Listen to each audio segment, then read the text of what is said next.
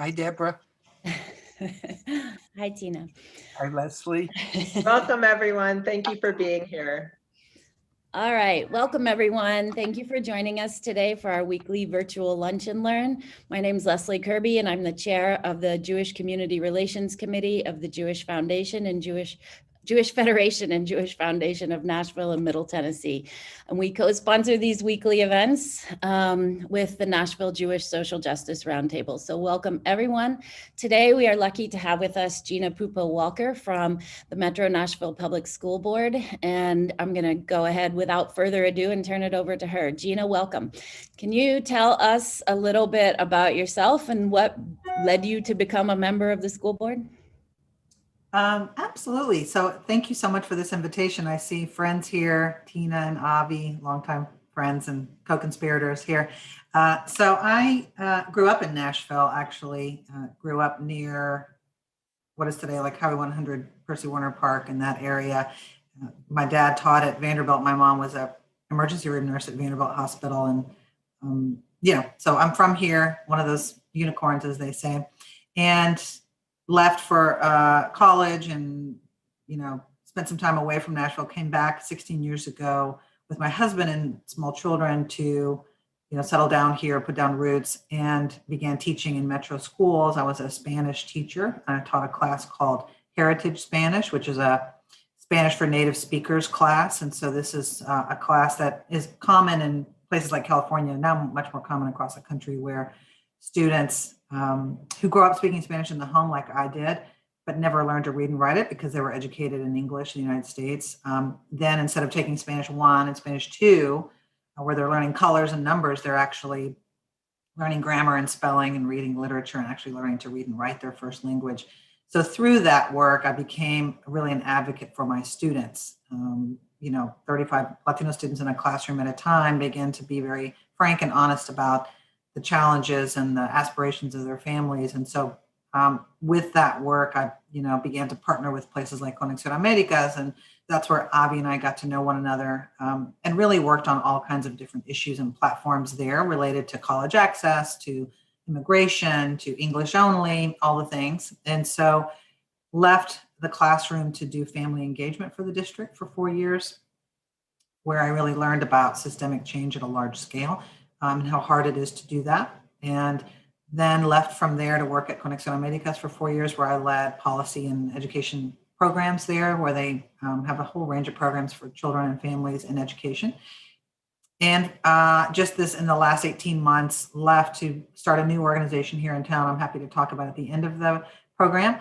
But while I was at Conexión, I decided to run for school board. I had an opportunity in my district, District 8, which is what we call the Hillsborough cluster. So these are schools that feed up into the Hillsborough cluster. I often refer to it as Belmont, Lipscomb, Vanderbilt zone. Lots of educated families, lots of engaged families.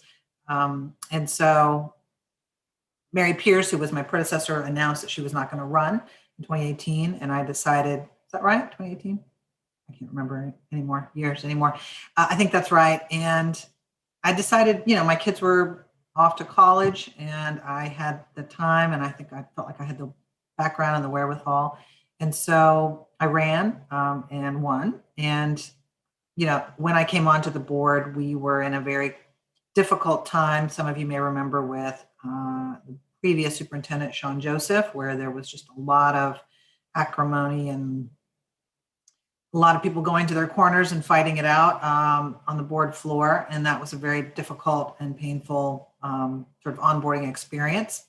But nothing as difficult, that was not nearly as difficult as a pandemic, being on a school board during a pandemic. Now that is a challenge. So I ran and I have learned a lot over the course of time, learned a lot. So now I'm in my 3rd year and trying to create change, trying to, bring my board members along with me, trying to make sure I'm following, the role appropriately. I'm not really meant to go down and tell principals what to do. I don't get to make management decisions. Many of you have probably served on boards at one point or another. And so if you've served on a nonprofit board, it's not unlike that, where you work with the executive director, in my case, the superintendent, but you're not going down to the staff level and getting involved in programs and decisions and hiring and so forth. And so I try to stay at a high level, even though I know many people and have good friends that work across the district. And so it's always an interesting challenge to stay in my lane, but I've enjoyed it. It's been a really interesting and hard year for the last year, for sure. And so I don't know, Leslie, if you want me to jump into remarks or if there's anything else you might want me to say at this point. No, I think that's good. Why don't you tell us what you feel like we need as a core understanding, and then we'll open it up for questions. Okay.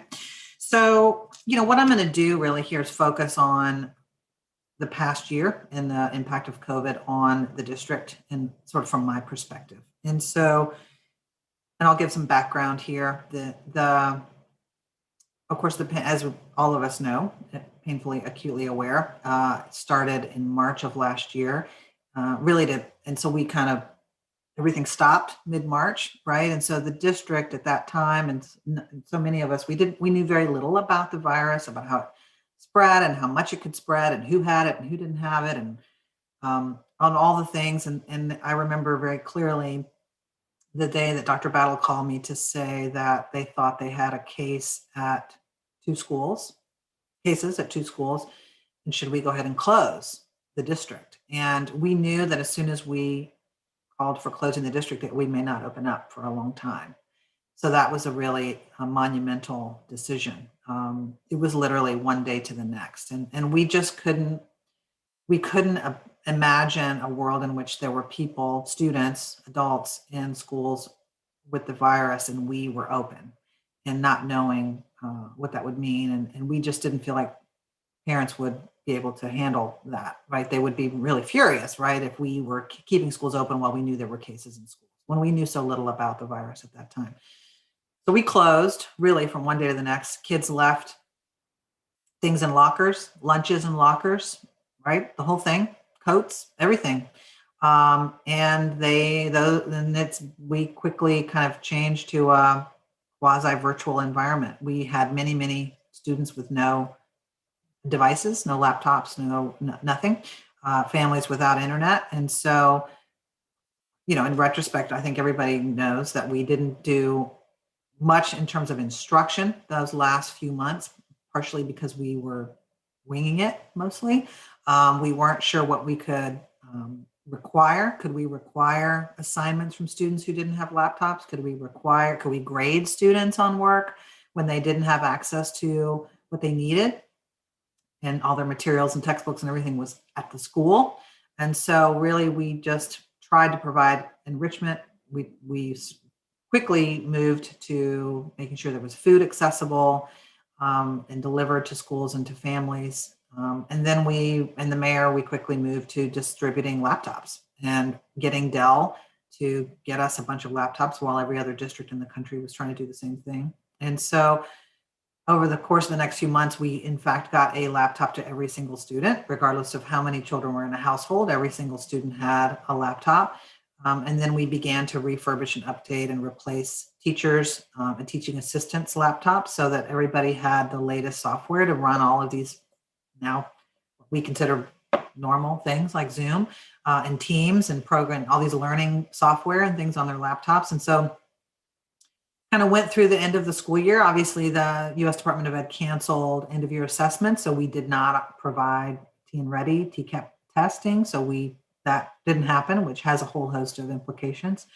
And then we went into summer hoping that things would get better. I think we all hoped that things would get better. And then when it was time to open schools, we felt like the numbers were not, safe enough for us to open. And I think people understood that at the time. And at that point, not a lot of resistance there.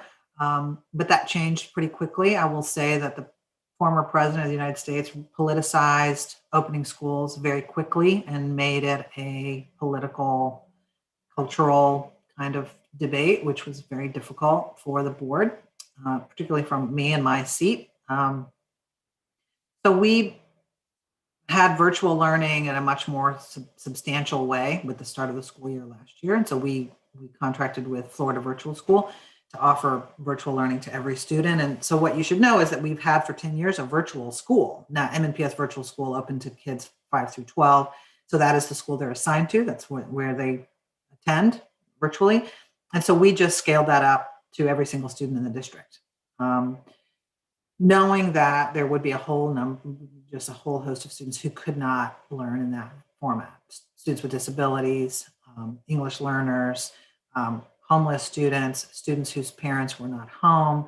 We just knew that it was insufficient. And so it was painful for every single one of us to know that there were kids who were alone at home, kids who were not getting what they needed, older students managing their younger siblings' learning and not doing their own learning. We knew there are to this day high school students that are working instead of going to school. They're enrolled, but they're not actually participating. They're actually working to help their families. So, I think in retrospect, I think people really realize very quickly the integral role that schools play in our community in a whole lot of ways, besides just a place where students learn, but it makes it possible for adults to work. It makes it possible for students to thrive and grow and develop. And so it just was, I think all of you know that, very, very difficult. So we opened, we felt we were ready to open, and so we were going to phase in opening. We opened in, I guess, October. I don't remember anymore. The first with students with disabilities, the most severe disabilities, and then brought on elementary school students, and that was going well. And we were going to bring on middle school students, and then the numbers began to really climb. And so we closed again between Thanksgiving and Christmas. And as you all know, the numbers were ridiculously high in the end of 2020 into the holidays. And my parents included got COVID in November, and that was really, really hard. Survived it, beat it. And so we hoped and we planned and we talked, and I will say Dr. Battle has put every single staff member to work to think about solving for every problem, every potential challenge of opening in person, and hoped to come back after sort of the holiday surge and reopen again, students with disabilities, elementary, middle, and high. One of the things I haven't said is that families from the beginning, including last summer, were asked to choose, would you prefer in-person learning or virtual learning? And unlike other districts, we have never considered and offered what's called a hybrid schedule, which now I think people agree is not effective, where half the kids come 2 days, the other half come the other 2 days, but mainly a teacher is teaching students in the classroom and students on the computer at the same time all day long. Basically 2 lesson plans for every single lesson, right? Not effective, right? Anyway, so we just decided we're not going to do that. And so we hoped, and it turned out to be the case, that about half of the families opted to keep their students home, knowing that when schools went back in person, then only half of the students would be there, and in which case we could social distance, which was helpful. And so that has remained the case. So we had families choose virtual or in person in the fall, and then we had them, and that would be their decision for the entire semester. And then they got another option in, I guess it was end of November or December, to select again, to change their decision or not, to go in person or virtual. And it's been fascinating for me to see how families selected. So we see in my district, in Julia Green, a Percy Priest, 85% of the families selected in person. And then we have schools in low-income communities of color, where it's 45%, 35% of the families choose in person. So people are definitely experiencing this pandemic differently, and have different experiences in their own homes with their families, and their own set of concerns and fears and worries. And so I, as you probably know, received a lot of pushback from my district about us being closed. I was recalled twice last semester. People submitted 2 different recalls to try to remove me from office for not opening schools. It was really hard. But, I don't make a decision just for my district. I make a decision for the entire district. And that's hard for some people to not be able to get me to do their bidding, frankly. And so anyway, we are on the other side of that now. And so we have now, of course, reopened, and we're I'm lost track of the timing. I think tomorrow, the rest of middle school and high school, tomorrow, Monday, the rest of middle school and high school return. And so again, generally speaking, about half of our students are back in buildings. And so it has been a really significant logistical lift to have basically two separate systems operating simultaneously. So you have a whole set of students and teachers that are going to be virtual the rest of the year, and a whole set that are coming in person every day for the rest of the year. And that looks different from school to school. It's very complicated in middle and high, and particularly in high school, because students travel from class to class. Same with middle school. And elementary, we've been able to isolate. And so the students stay in one place and the art teacher comes to them or the music teacher comes to them. But in this case, I think in middle school, we have cases where teachers will travel and they might see 150 kids in a day, right?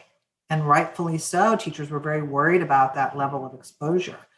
What happens during class changes and all of the egress and ingress and all of the planning and the bathroom breaks and the lunches it's a significant lift to plan for all of that. And so I really commend Dr. Battle and her team for thinking about every scenario, every possibility, some flexibility for principals, but some basic guardrails that they must abide by. And so I'm already hearing from families about particular challenges that are related to things like going to the bathroom, right? There's people have questions and concerns and want to know how things are working. And so kids are back. I don't. And of course, as we know, the numbers are much lower. It also was very difficult this February, right? This month, we had the governor and the legislature really coming after us to open, trying to threaten us with money, threaten us with, and you see bills right now in the legislature to have the governor override boards on opening and closing. And so they're really trying to, and that is directed, frankly, straight at us and at Memphis. And so I think people think that we opened because the governor told us to. We actually opened because the numbers allowed us to do that. We had a metric system that we followed, and the numbers played out in a way that allowed us to open. And so, and of course, this was also timed with us getting vaccines for teachers. So we had vaccines start last weekend. Teachers are getting vaccines every day. I think we've had 6,000 out of 10,000 employees already make appointments. And so we also know there have been teachers that have gone out of county and already been vaccinated. We also know there will be staff that will not be vaccinated. I don't have an answer for what you do about that, right? At some point, I think everybody has to come back, and I don't know what that means, frankly. And so we can talk about that, but I don't have an answer for that. So the other kind of interesting impacts, I think, on COVID for the district are things like enrollment numbers. And these are numbers that have been true for us, but also for every district in this state and this country.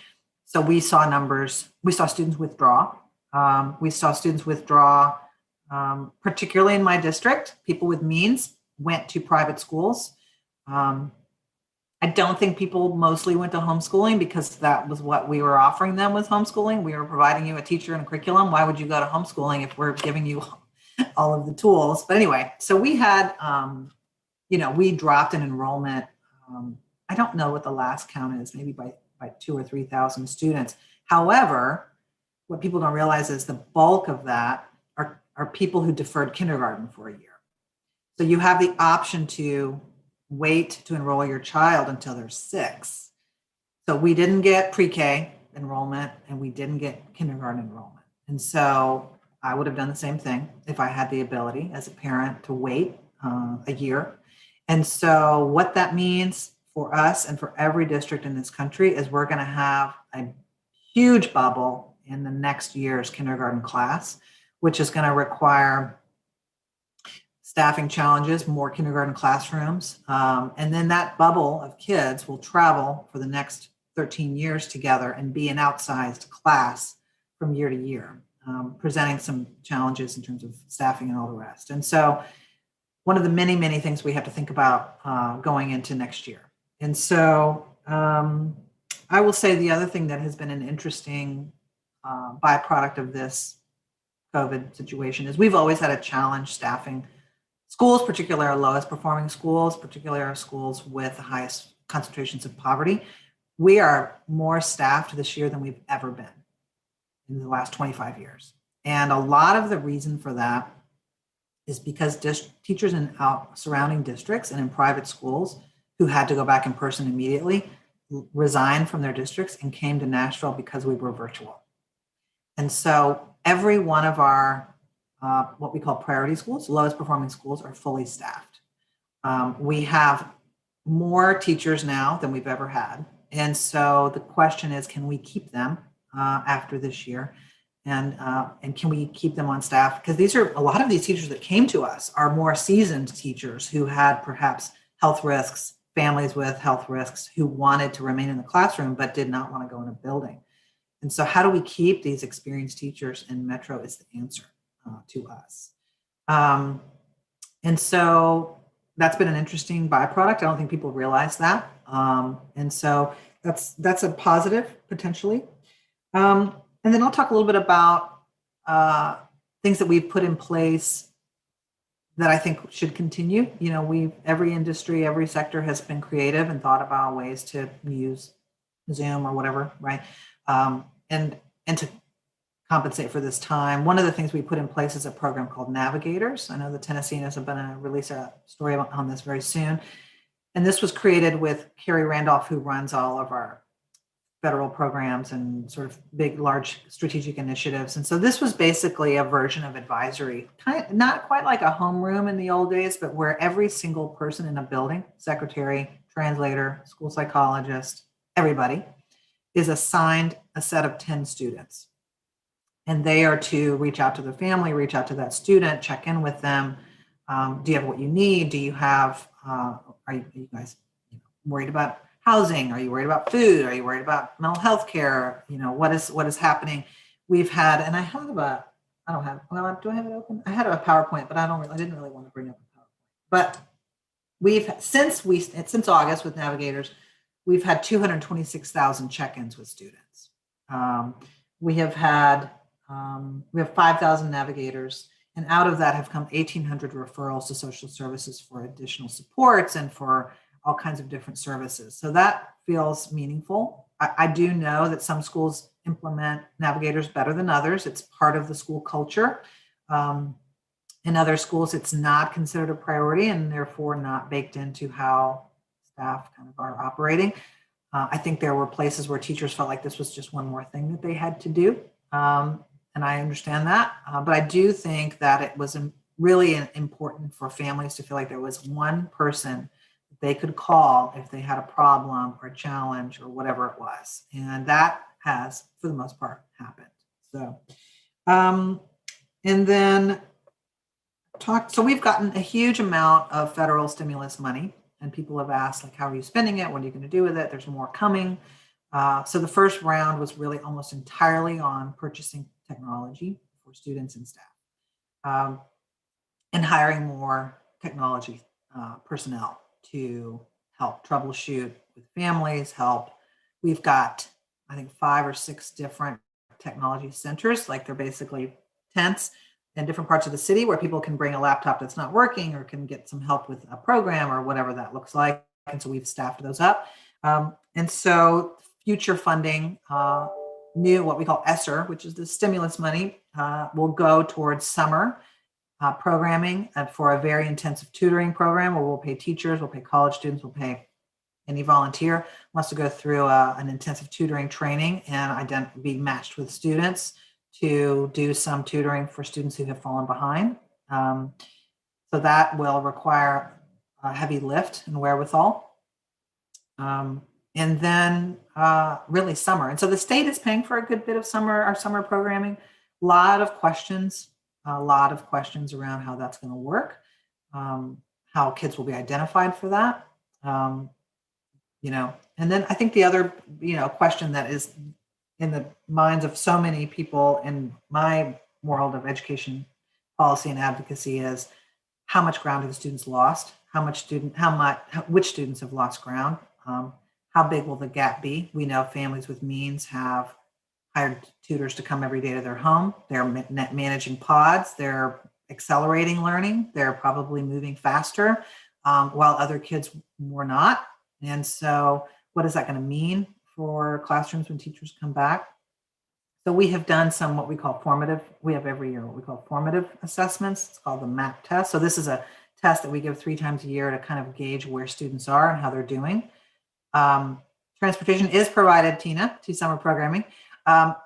It's a must. However, the state, is requiring this summer, they're calling them bridge camps, summer camps, but they're requiring that they are in person. So we know that there are going to be families that won't send their kids, and their kids will need to go. And so we're going to have to, again, figure out like a whole nother lane, a whole nother set of programs for families who won't send their children in person. And so, again, it's just so many moving parts, so difficult. And so what else was I going to say here? We are also looking at really beefing up next year what we call our extended learning program. So this is all after school programs. So we have some schools that have a very robust after school program where kids stay after school and have enrichment and activities. We have a lot of schools who, every elementary school has one, but most kids don't participate because we don't have the funding and the means to staff it. Our families can't pay. And so we're going to try to really beef up what is available to families after school next year, and really try to target tutoring and resources and all that intervention work in that time. And then I think the other things that we will, and I can stop now if we want to talk code. I can talk about other things there's other regular school district things that we're also working on that are not COVID. Right. You guys had a lot on your plate before COVID. So yes. Why don't we're starting to get several questions. So why don't we deal with some questions first, and then maybe we'll loop back to kind of regular school board stuff. Sure. So I think Avi had a question that he wanted to ask you, and then I'll move to the ones in the chat. Avi? You're muted, Avi. There we go. Oh. Avi, you're still. Hi, Jenny. I'm there. Hi, Jenny. How are you? I'm good. How are you? I'm okay. A couple comments and then a question for you. One is I love the Navigator program. God bless you guys. Keep that going at all costs. Love the idea you're looking at utilizing summer with lost learning opportunities. Maybe you could comment.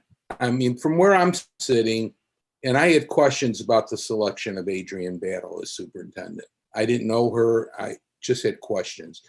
Everything I see about her speaks to her having this innate ability to lead and coalesce a school board that has a reputation of needing to be harnessed.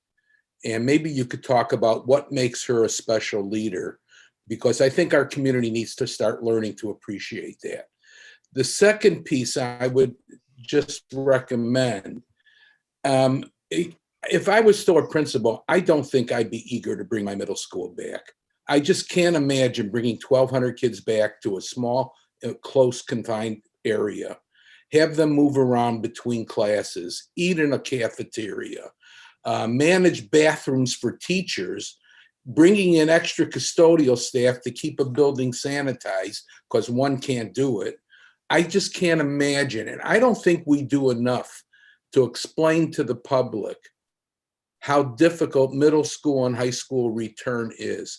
Everybody thinks in terms of that elementary school. And I think we need to share with the public more how complicated and dangerous it is to bring kids back without really expending our energy. And I don't think our people know how hard it is, our public. So 2 questions. One is, I think we need to tell that story more. It just seems like teachers are moaning and groaning, we don't want to come back, when in truth, they don't want to come back to conditions that are bad for students and themselves. And it's only fair. And the second one, can you talk about Adrienne and what makes her a good leader?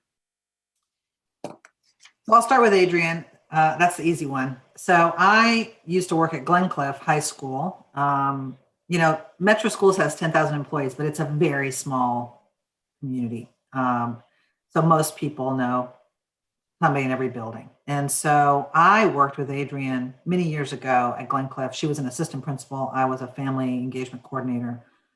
And I got to know her well. And, since I speak Spanish, I was often asked to come in and translate disciplinary things and for parent calls, and got to see her, the way she managed her academy and her students. And anyway, impressive from the beginning. And she has been true to form from that time when she was not in the spotlight to today. She has remained who she is. And so when we knew that John Joseph was leaving, and all that was happening at lightning speed. And so I, asked her if I could put her name forward, frankly. And he had created a structure where we had these community superintendents. So they were over 4 different quadrants of the city. And I felt like she was by far the most equipped and prepared to step in. How these things often work is a superintendent steps down on Friday and he's done on Friday. And somebody comes in on Monday in that particular environment, right? Where it's not a good situation. It's not like somebody's retiring and they've given you notice and you have time to plan. And so I advocated for her for a couple of reasons. One is we were so damaged by the dialogue and the hostility from that whole time with him as a district, as a board, as a city, that we needed, and there was obviously race involved in a lot of that. So we really needed to be very thoughtful about who stepped into that seat. And so it was important to me, one, that it was a Black person. I felt like that was going to be because the Black community was enraged at how he was treated. And so we felt like that was a really important piece that had to be acknowledged. I also felt like it was time for a woman, frankly, who had never sat in that seat before. But I also thought about Adrienne because, one, she grew up in the district. She had graduated from the district. She started as a teacher. She has taken every assistant principal, moved up through the ranks. She's worked in every part of the city. Her family has a history of working in the district. You talk to people, they know the battles. The battles are firemen and teachers. And so people just, I think, were instantly put at ease knowing that she was stepping into that role. And then really fundamentally, the most important reason was because she is a highly skilled leader. When she was at Antioch High School, which is an enormous school, when she ran it, there were 700 freshmen alone. And so she took a school that was struggling to a blue ribbon school in 4 years. That is not an easy thing to do at that scale and that size of a school. And so I'd seen her do monumental turnaround work. She is a extremely detail-oriented person. She's very measured. Like this, the Adrienne you see in the media and the Adrienne you see in interviews is the Adrienne that is present in all times. You don't see an Adrienne who's, angry or sort of, or let sort of become this casual kind of, she stays in that professional mode at all times, right? And she is completely cool under pressure, but she's also not afraid to be a decider and to say yes, to say no, and I'm going to take the hits on this and I'm making this call. We have one-on-one check-ins with her as board members every few weeks. And she, particularly during the pandemic, she would update us on what they were working on, take feedback, listen to what we had to say, always with an ear towards trying to make it better, trying to figure out. And she has been, I will say, for me personally, who I was the one that received the most hostility during school closure, made sure to give me cover, made sure to support me when parents were very angry with me. And so she's loyal, she's smart, super detail oriented. She also, when you see issues with the governor, when you see issues with, I don't want to say issues with the mayor, but the mayor has his own challenges. Trying to make sure that you are in alignment with the mayor has not always been easy. And so she remains incredibly professional and focused on the district. And I will say, when you watch her do a Q&A in whatever setting, she's ready for every single question because she's worked in every single part of this district. She knows how everything is connected. She knows how everything works. And the last thing I'll say is that staff will tell you they are so loyal to her now. She has the undying, unwavering support of every staff member in the district. And she has hired really top-notch people. And so she sends regular emails to staff, and it is her voice, right? Saying, I'm with you, I see you, I'm trying to take care of you. We are under tremendous pressure. I'm gonna try to, balance all the factors, but they felt like they were heard by her. They still do. And so I hope she sticks around. I'd love to see what she can accomplish, not in a pandemic, frankly. And so, because I've watched her harness all these resources and get people mobilized very, very quickly. And so when I've done events with her, this is pre-pandemic, like when we had the tornado, remember that, the tornado? When I went to we were at East High School to organize water and food for delivery across the district. And she was there and I was with her. And it was like she was a movie star, like a rock star. People wanting selfies, wanting to hug her. People cried, right? Because they had known her. She'd been their teacher. I mean, it's true. The love for her is real. And that goes a long way when you have to make hard calls for your district, that love for her. So I don't know, Avi, that's probably a very long answer for your question. I'm a huge fan. I will fight tooth and nail for her. And also I'm also a critical friend. I give her feedback on things when I think we need to do something differently, do something better. And she listens.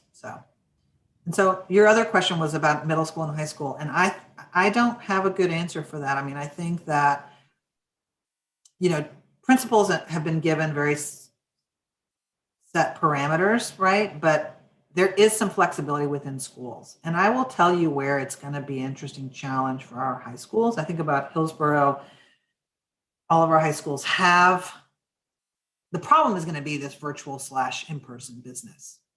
And so if you have one AP calculus class, do you teach that in person or do you teach that virtually? Do you do both? Which is not really how we're doing it, right? Do you have an IB program, very selective, very small numbers, very rigorous. You have one IB math teacher, one IB literature teacher. How do you, and before a pandemic, a high school master schedule, which is something I've worked on many times, is a complicated beast. You add a virtual component to that, I don't even know. So my principal, Schuler Pelham at Hillsborough, MNPS is a small place. He was an assistant principal across from my classroom at Overton. And we are friends, and he has been very frank with me about the challenges. But, I don't know. We've also reached out to Williamson County, Rutherford County. How do they do it? What are they doing? What have they learned? One of the things I haven't even talked about, which may not be as much of an issue this time, is in the fall, when we went back for a while, the incredible complexity of contact tracing when staff and students got sick. So we had a teacher, Percy Priest, related art teacher, that traveled to 11 classrooms to teach, I think, music, and she was positive. So we had to close 11 classes for 2 weeks. And so just think about calling parents of 11 classes. Who does that? Who has time for that? And so that's one school. And so when you think about contact tracing across an entire district, I like to say that MNPS is like Tullahoma. We're the size of a small city in Tennessee in terms of numbers. So Piecemeal sometimes. Yep. Trial and error. Okay. Tina had a question around the bubble for kindergarten classes next year. Tina, I'm not sure what ES is. Will ES levels be able to expand to 5th grade at that level? Oh, yeah. Elementary schools. Oh, sorry. Okay. So that's the other thing that's happened in this time. Again, when I talk about other things that are not pandemic, we are moving 5th grade back to elementary schools. This is Dr. Battle being a decider, a leader. And so That's a great idea. Absolutely. And one of the things that I ran on that one. So I get to put a little check box on that one. We're phasing that in. So this fall we will have Whites Creek and Maplewood clusters maybe, where those 5th grade classes are moved down. So it's basically a facilities issue. It is do the schools have room? And so unfortunately, West End and JT Moore do not have room. I'm sorry. The schools that feed, so like the Julia Greens, Percy Priest, Aiken, Waverly, Belmont, Glendale's don't have room mainly for another grade. And so what is it going to require? It's going to require some interesting logistical. So at those schools, we have families who lottery in, right? And we'll have to stop doing that. We will have to see what this kindergarten bubble looks like for us. That could be the equivalent of 2 or 3 more classrooms. And so all of those moving parts are really important. And so there's so many complexities there. Another one is magnet schools, right? Who don't have a zone. So are you going to not have a 5th grade anymore at a MEGS? And do we have at HEAD, for example, charter schools who are in this K4 configuration? Do we add a 5th grade to charter schools? Now that's going to be a controversial move. Do you add a whole nother grade to a charter school? Or charter schools that start at middle school? Do you ask them to stop taking 5th graders and you start your middle school at 6th grade?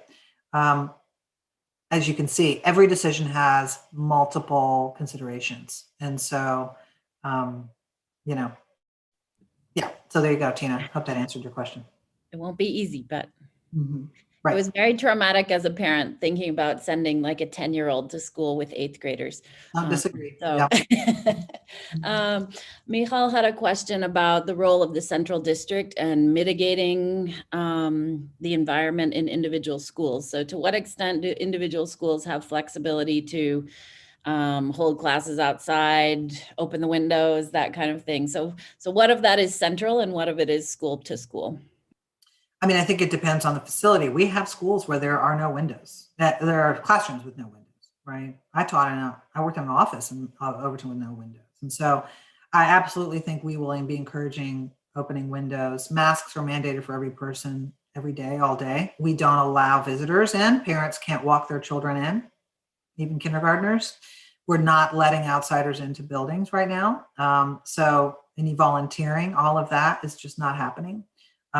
And so we're really trying to reduce that. I think one of the big questions, of course, is, and I think some of the people that have had the biggest questions, rightfully so, are people that do physical therapy, occupational therapy, coaches who are going building to building, right? And so are you potentially carrying a virus with you building to building, right? And how do we encourage every single one of those folks to get a vaccine? I don't know. And so it is, it's tricky, but I think there's a whole set of, and I will be honest, I mean, some of it we have not gotten in the past. Under the DeVos administration didn't get good guidance from the Lee administration, haven't gotten good guidance, not good clarity on what we should do. We've had to figure it out on our own, basically with Metro Public Health. And so a lot of that, I think, is baked into how schools are managing. All right. Tina was wondering about MIGs with pods. So they have 4 students in a pod that are not exposed to other students. Is that happening at other schools or? That's first I've heard of it, so I don't know. Okay. Tina? All Yeah, right. I think it depends on how many students come back. Right. If you have 4 students that are only 4 students out of 25 are coming back to a MEGS, then yeah, you can do that, right? And so I think about a Hunters Lane High School where 40% of the families are sending their kids back. Right. You can do some interesting things with small classrooms at that point, but you can't if you're a Hillsborough and 70% come back. Right. Somebody also asked about your mask mandates. So what do you do with families that refuse to have, first of all, are there a lot of them or, it didn't seem like in Nashville that was such an issue as with some of the private schools in other counties, but what happens if they say, for whatever reason, my kid is not wearing a mask? I think the only way you can do it is if your child has a disability, like, we have some students at Harris Hillman, for example, who don't wear masks, right? But I think that's the zero only exception, right? Otherwise, there are no exceptions to that rule. We've had parents that have pushed back on wearing masks to walk up to the school to pick up their kid, and we've had to push back on that you must wear a mask when you're on property. That I feel for administrators who have to have that conversation with parents in that setting, that's difficult. Kind of related to that, it seems like for some reason around COVID, the policy on vaccination, there's a push for that to be different than the regular policy on vaccinations. Or do you have a sense of what that's about? Or For students or staff? students? So there's no talk of requiring vaccination for COVID to come back to school. For now, I think it'll be interesting to see how this evolves with time. Yeah, I don't know. I don't have an answer for that. That's one to watch. No. You had a praiseworthy comment in the chat. I don't know if you can see it from Harriet, who's a parent in your district. So she's thanking you for your leadership. You, Harriet? Are there other questions that people want to ask? Yeah, could I ask Ginny, could you talk a little bit more about testing? The argument in this going around is whether or not to do state testing, whether or not to do standardized testing. Seems to me that localized testing that measures the gaps our kids have accrued are going to be far more effective than nationalized or standardized testing. And why put kids through both when we need to identify what we need to pick up more than we need to identify how our kids compare to others? Well, that is the raging debate always around assessments and accountability and all of that. And some of you may know this. This is my day job, is advocacy on issues just like this. And so for those of you who don't know, so last year, U.S. Department of Education waived assessments, end of year assessments for every state. And so what that did was kind of alleviated that. And then there was a lot of question marks around whether the new administration, the Cardona administration, I'm presuming he's going to be approved next week, would give another waiver. I think he received a ton of pressure on both sides. And so teachers unions asking for a waiver again this year. Civil rights groups asking for them to test to know how kids are doing, how schools are doing. But it's just not that simple, right? One of the problems, of course, is in a place like Nashville, and actually all over the country, you have so many kids that have never been in a building all year. Are you going to ask them to come in just to take a test? That seems absurd. And so so the Cardona administration, Cardona is, nominee Cardona, has now said assessments must happen, right? And there is some discretion on flexibility and on how you do it, when you do it. So now you're seeing states pressing on those flexibilities. And so you'll see some states saying, okay, that's fine, we'll offer it in September. Well, okay, I guess. Then you have states saying, can we substitute the end of year test for remember I talked about the MAP test, which is our local vendor that provides us with a benchmark to see how kids are doing over the course of the year. They just took that in February. We're getting a report on those results next week. Can we use that as our assessment to identify kids in need? I don't think that's going to fly because it's apples to oranges, county to county. Not every county uses that. And so the state would want to have a metric. And I will say that the Lee administration and Penny Schwens, the commissioner, have stayed very steadfast on this. Testing will happen, must happen. And so they've been in line on that, issue. But you've seen states like the entire State Board of California, State Board of New York, State Board of Michigan have called for a pause in testing. So it's a very contentious issue. I think there are people who, and I think, Avi, you're right, we need to know how kids are doing.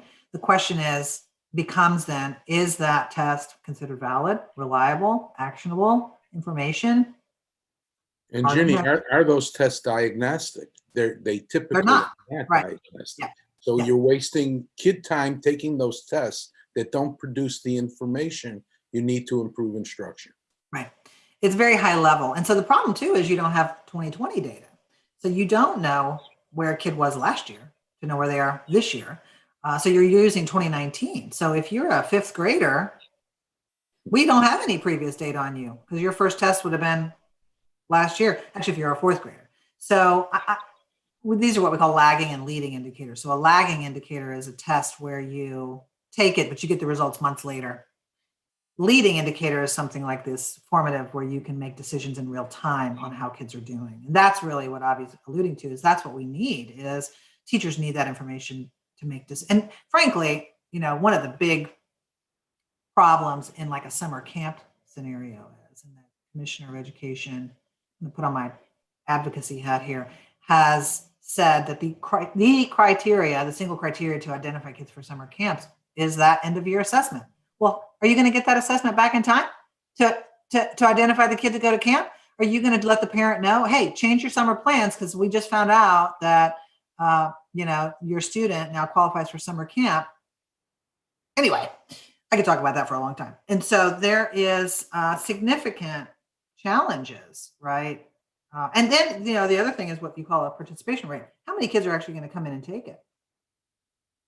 Really? Is it useful information if 60% of the kids take it? I don't know. Maybe not. So anyway, there you go. So I have a couple of follow-up questions around the tutoring and the summer camps. And then Erwin Venick also posted a question. So his question is, what else can you do? So other than these summer camps, what else is Metro going to be able to do to recoup what students have lost over the course of the past year? And then the other piece of that is what needs to happen to make these summer camps effective. So you mentioned needing volunteers. Is that something that we can help put the word out? What kinds of volunteers are you looking for? What's the time commitment going to be and all that? I think the idea here, again, many questions about summer camp. The idea from the state is that this is staffed by highly skilled teachers who are trained. So I'm trying to figure out who all these teachers are that are going to want to teach more after this incredibly difficult year. I'm serious. And so who are the people that are going to show up at this camp? And then you're going to have, so it's meant to be staffed by teachers, right? Who can teach literacy, teach numeracy, do all these things. But I'm sure they will need volunteers. And so, stay tuned on that for sure. I think this district is working fast and furious on that right now. In terms of other areas, Erwin, I think it's really about knowing where kids are, having information you have confidence in, and then really aligning the schedule of the day, the resources, the teacher training, any pullouts, any extra coaches, any extra interventions. The problem with all of this kabillions of federal stimulus money that are coming to districts is it's one-time deal. So you don't want to hire 200 literacy coaches and tutors that you have to let go in a year. It's just not a good deal. And so trying to figure out how I don't know the answer to that yet. So we're kind of nearing the end of our hour. I feel like we need to have you come back soon and talk about the other things that Metro was facing pre-COVID and pre-tornado, because there were a lot of those too. To wrap things up for today, though, in my household, we try to focus sometimes on pandemic positives. So things that have happened that have been good in the last year. Has Metro had any of those? So what are the pandemic positives, things that we've learned that maybe we can keep going into the future due to the pandemic? I will tell you that a interesting silver lining here is that the students that we had in what we call alternative schools, students that have been expelled, and students who've been going through juvenile justice system in and out and back in our schools are actually thriving in a virtual environment. And you see them because we call them ALCs, alternative learning schools, they're assigned to these alternative learning schools. That's the school they're enrolled in for the duration of their expulsion. So they are in very small groups, getting very tailored interventions. And those schools are also have mental health and all these other supports and coaching and small group supports and drug and alcohol supports, all of that in a one-on-one setting often with these students. And what we're hearing is that they are less distracted by peers in the building, less likely to be distracted and get into trouble. and really thriving, frankly. So that's an interesting, so do we, on the other side of this, keep kids who have been remanded to out of the building connected in this way? Can we really just load these things up with some in-person touches, but also really strong, online learning? And the other thing I'll tell you is when this is a national survey, 20% of Black parents report that they would keep their kids virtual forever if they could, because their students are not often in a classroom in a hostile learning environment. They're not experiencing racism. Their parents are with them watching how instruction is being done, how teachers are talking to their child. Families are sort of rallying around the students in their virtual learning setting. Everybody's helping with the activities and the learning. I think that's an interesting, lesson to us all, that we can do a better job, but also, how do we bring them back? And the last thing I'll tell you that this is one of the, if you were to say, what are you worried about? What I'm worried about is that families who want to stay virtual in this country, we will all create this virtual pathway and virtual school. I'm very worried we will start sending students, low-performing students and low-performing teachers into a virtual world. And we'll shuffle and we'll counsel these kids into a virtual setting, and we will send low-performing teachers into a virtual setting, and we'll have a two-tiered, two tracks. And I'm going to fight tooth and nail to make sure that that is not what we are doing with our virtual environment for kids. Wonderful. Thank you so much for joining us today, to you and to everyone else on the call. I think this has been super informative. Oh, Avi has one last question. No, I just wanted to join in. Ginny, I hope you understand how many of us appreciate your board membership. You've raised the intentionality, the IQ, the compassion on the board, and your addition has been enormous. And it goes to show that boards need to be comprised of people that represent citizens' voice, but also people who know the profession. And you bring both. And much big applause to Adrienne for managing your school board. She's done that with it. The school board's no longer the number one issue in town. Right. As long as we're not in the news, that's a good thing. It's wonderful. So please tell Adrienne how much we applaud her work as well. I will do that. All right. Thank you again for joining us. This has been wonderful. And we do hope you'll come back and talk to us about post-COVID life in the district as well. Our guest next week is going to be Kathy Leslie from Sugar High Bakery. That's our partner for our upcoming Social Justice Seder, which is on March the 11th. We hope all of you will register and attend that. Deborah put the link in the chat, and we'll be sending out emails around that as well. Thanks again, everyone, for joining us today, and Shabbat Shalom. Thank you, Ginny. Thank you so much for your time. Great call, Ginny. Thanks.